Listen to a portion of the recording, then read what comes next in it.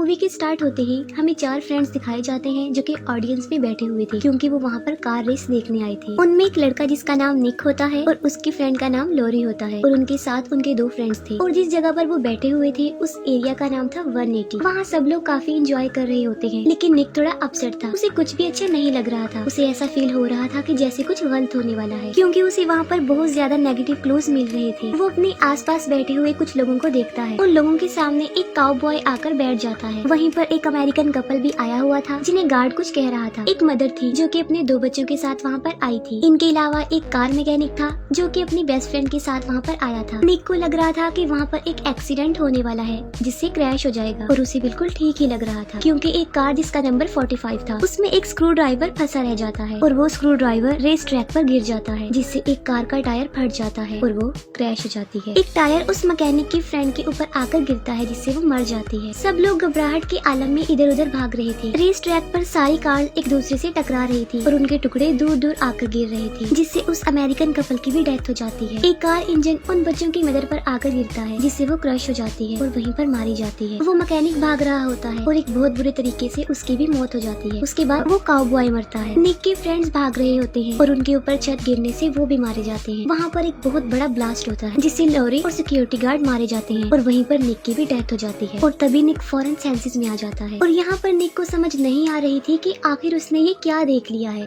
और तभी वही काउबॉय आकर उनके सामने बैठ जाता है। सब कुछ एग्जैक्ट वैसे ही हो रहा था जैसे कि उसने अभी देखा था, यानी उसने फ्यूचर देख लिया था। और निक को पता होता है कि अब क्या होगा, यानी वहाँ पर एक्सीडेंट होगा और क्रैशेस होंगे। और रेल में भी जिस कार का एक्सीडेंट होना था उसका नंबर भी 45 होता है। निक बहुत ज्यादा डर जाता है और घबराते हुए कहता है कि यहाँ पर क्रैश होने वाला है। अक्सर लोगों को उसकी इस बात पर गुस्सा आ जाता है और वो उसे बुरा भला कहने लगते हैं। उसके पीछे बहुत सारे लोग स्टेडियम से बाहर आ जाते हैं, लेकिन इससे पहले कि वो उसे कुछ कह पाते उसका कहा सच हो जाता है और अंदर सारी कार क्रैश हो जाती है। उस अमेरिकन की वाइफ अंदर ही फंस गई थी और वो अंदर जाने की कोशिश करता है, लेकिन सिक्योरिटी गार्ड उसे जाने नहीं देता, क्योंकि क्रैश की वजह से पूरा स्टेडियम उसकी लपेट में आ गया था। सब लोग काफी डरे और घबराए हुए होते हैं। तभी अंदर से उड़ता हुआ एक टायर आता है और उस मैकेनिक की फ्रेंड को कुचलकर मार डालता है और वो लोग देखते ही रह जाते हैं कि ये क्या हो गया। उस इंसिडेंट की अगली रात एक मेमोरियल रखा जाता है उन लोगों की याद में जो इस एक्सीडेंट में मारे गए। निक और लॉरी भी वहाँ पर जाते हैं, जहाँ उन्हें अपने जैसे बाकी सर्वाइवर्स भी मिलते हैं। वो अमेरिकन अपनी वाइफ की डेथ का रिस्पॉन्सिबल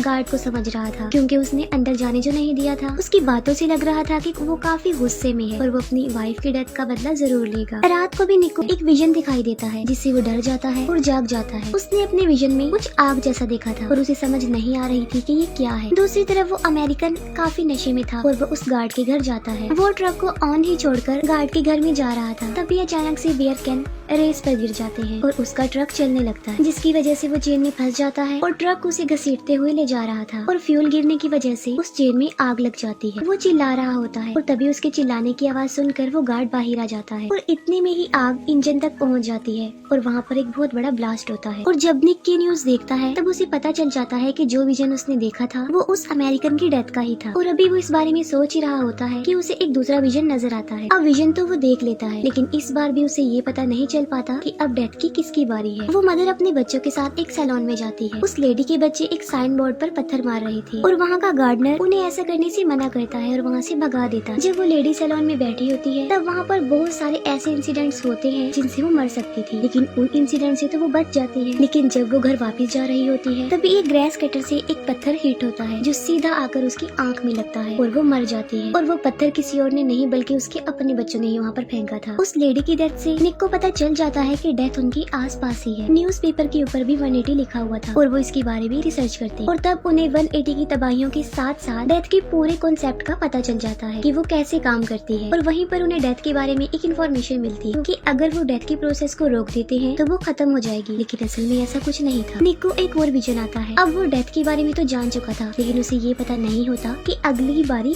किसकी है। और ये पता लगवाने के लिए वो उस स्टेडियम में जाते हैं जहाँ पर क्रैश हुआ था और वहाँ पर वो गार्ड से मिलते हैं। गार्ड उन्हें कैमरा फुटेज दिखाता है जिससे निक को पता चलता है कि अगली बारी उस मैकेनिक की है। वो तीनों मैकेनिक के पास उसकी शॉप पर जाते हैं। वो उस मैकेनिक को सब कुछ बता देते हैं, लेकिन वो उनकी बातों पर बिलीव करने को तैयार ही नहीं था। तभी वो देखता है कि एक वैन उसकी तरफ आ रही है, लेकिन किसी तरह वो उससे बच जाता है। और अब उसको उन लोगों की बातों पर यकीन आ चुका था, लेकिन अब काफी देर भी हो चुकी थी। तभी अंदर से एक सिलेंडर आता है जिससे उसके टुकड़े टुकड़े हो जाते हैं। अब निक उन्हें बताता है कि अगली बारी उसके दोनों फ्रेंड यानी हंट और जेनेट की है। निक को फिर से एक विजन आता है जिससे उसे पता चलता है कि उन दोनों की डेथ पानी की वजह से हो। तब उन्हें एक प्लान आता है और वो सोचते हैं कि हंट के पास निक जाएगा और जेनेट को बचाने के लिए लॉरी और वो गार्ड जाएंगे। जेनेट जो कि कार वॉश एरिया में थी और हंट एक वाटर पार्क में आया हुआ था। जेनेट कार वॉश में जा रही होती है लेकिन किसी खराबी की वजह से उसकी कार बीच में ही फंस जाती है। अब सारे डोर लॉक थे तो वो बाहर भी नहीं आ सकती थी और किसी को कॉल भी नहीं मिला सकती थी क्योंकि वहाँ पर सिग्नल्स नहीं आ रहे थे। और यही नहीं बल्कि उसकी कार का सनरूफ भी खराब हो गया था। तब सनरूफ तो थोड़ा सा खुल जाता है लेकिन उसके ऊपर एक पाइप टूट जाता है और सारा पानी कार के अंदर आने लगता है। दूसरी तरफ हंट का फेवरेट कॉइन स्विमिंग पूल में गिर गया था और हंट उसे लेने के लिए पूल में चला जाता है। हंट देखता है कि जिस होल में से पानी ड्रेन हो रहा है उसका कॉइन वहाँ गिर गया है और हंट उस ड्रेन होल में फंस जाता है। उन दोनों ने पानी से ही मरना था और वो दोनों बुरी तरह पानी में फंस गए थे। जेनेट की पूरी कार पानी से भर गई थी और वो किसी तरह बड़ी मुश्किल से अपना सर सनरूफ से बाहर निकाल लेती है। जेनेट सोच रही थी कि अब वो शायद बच सकती है क्योंकि अब तो वो आसानी से सांस भी ले रही थी। लेकिन तभी अचानक से वो कार स्लोप चलने लगता है और जेनेट को अपनी मौत अपने सामने ही नजर आ रही थी। लेकिन लॉरी बिल्कुल ठीक टाइम पर वहाँ पहुँचकर उसे बचा लेती है। वो अपनी कार से उसकी कार को रिवर्स करके उसकी जान बचाने में कामयाब हो जाते हैं। अब जेनेट को तो बचाने में वो लोग कामयाब हो जाते हैं लेकिन हंट अभी तक वहाँ पर फंसा हुआ था और निक भी वहाँ पर पहुँच जाता है लेकिन वो हंट को नहीं ढूंढ पाता और हंट की बहुत बुरे तरीके से मौत हो जाती। अब यहाँ पर तो हंट मर गया और जेनेट बच गई तो अगली बारी उसी गार्ड की थी। अब वो गार्ड इस दुनिया में बिल्कुल अकेला था इसीलिए उसे अपनी डेथ से ज्यादा फर्क नहीं पड़ रहा था क्योंकि उसकी फैमिली मर चुकी थी और उसे भी जीने का कोई शौक नहीं था। लेकिन लॉरी और निक को एक ऐसा क्लू मिल जाता है जिससे वो उसे बचा सकते हैं और उन इंस्ट्रक्शंस को फॉलो करते हुए वो दोनों उस गार्ड के घर जाते हैं। उस गार्ड के घर पहुंचकर वो देखते हैं कि उसने खुद को फांसी पर लटकाया हुआ है लेकिन अभी तक वो जिंदा है। वो उन लोगों को बताता है कि वो सुबह से फांसी लगाने की प्रैक्टिस कर रहा है, अपनी जान लेने की कोशिश कर रहा है लेकिन हर बार वो नाकाम रह जाता है। वो लोग सोचते हैं कि जेनेट को बचाकर उन्होंने डेथ के इस प्रोसेस को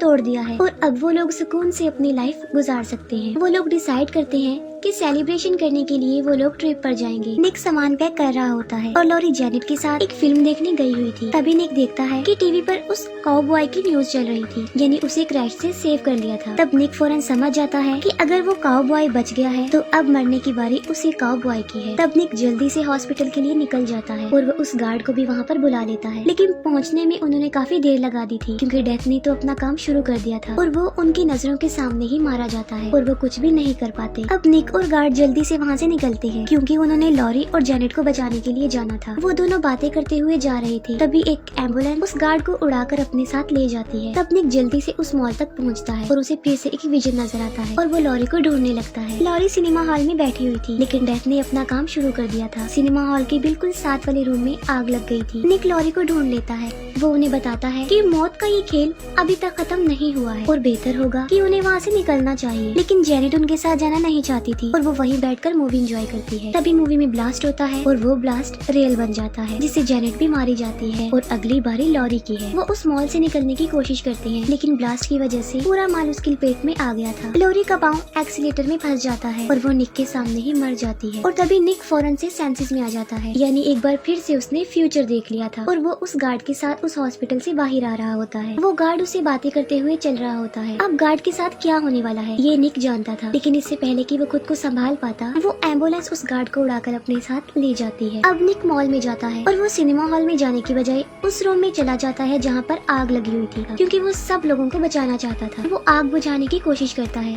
जिससे वो जख्मी हो जाता है लेकिन इसके बावजूद भी वो आग बुझाने में कामयाब हो जाता है और यहाँ पर वो सोच रहा था कि उसने इतने सारे लोगों की जान बचा ली है। इसके बाद हम सीधा 2 हफ्ते के बाद का सीन देखते हैं। वहाँ पर हमें एक बस दिखाई जाती है जिसके ऊपर 180 लिखा हुआ था। वो एक कैफे में बैठे हुए थे और उस कैफे का नाम था डेथ बाय कैफीन और वहाँ पर भी निक को बहुत सारे नेगेटिव क्लूज मिल रहे थे जिन्हें देखकर वो फिर से अपसेट हो जाता है। उन क्लूज को देखकर निक फौरन समझ जाता है कि उसने कुछ भी चेंज नहीं किया और ना ही उसने इतने सारे लोगों की जान बचाई बल्कि ब्लास्ट तो होना ही नहीं था। यहाँ पर डेथ ने उसके साथ एक प्रैंक किया था क्योंकि डेथ उन लोगों के अकॉर्डिंग नहीं चल रही थी बल्कि वो डेथ के अकॉर्डिंग चल रही थी। वो ये सोचने पर भी मजबूर हो जाता है कि अगर वो इस कैफे में बैठे हुए हैं तो ये भी डेथ का एक प्लान हो सकता है। अभी बस वो ये कहता ही है कि एक ट्रेन आकर उन तीनों को कुचल डालती है और वो तीनों भी मारे जाते हैं और उनकी डेथ के साथ ही ये मूवी यहीं पर एंड हो जाती है।